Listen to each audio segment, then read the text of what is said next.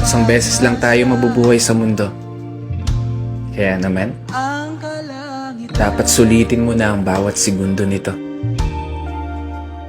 Gawin mo lang palagi yung mga bagay na tingin mo magpapasaya sa'yo.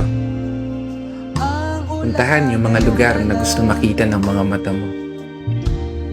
Kasi isang beses lang, oo, isang beses lang, tayo may pagkakataon dumaan sa kalsada ng buhay na hindi mo na mababalikan. Dahil habang tumatanda tayo, meron tayong isang bagay na malimit na kakaligtaan.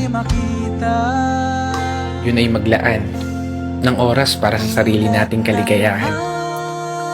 Kasi karamihan sa atin, puro trabaho na lamang nasa isip. Sa pagtulog na lang dinadaan yung pahinga habang namamasyal sa panaginip. At paggising, trabaho ulit hanggang sa hindi mo na magawang masulit kahit man lang saglit. Yung oras na kay bilis pumipihit. Pero hindi ko sinasabi na huwag ka na magtrabaho. Gusto ko lang ipaalala sa'yo, ipaalala sa sarili ko, kapag dumating na yung araw na hindi mo na magagawang iakbang ang mga paa mo, siniguradong isa lang ang bagay na tatakbo sa isip mo. Sana pala ginawa ko na yung mga bagay na gusto ko. Sana pala sinulit ko na yung mga oras na meron ako. Kaya hindi pa huli, may pagkakataon ka pa. Hanggat hindi nagpaparamdam si Lord, wala ka pang dapat ipag-alala.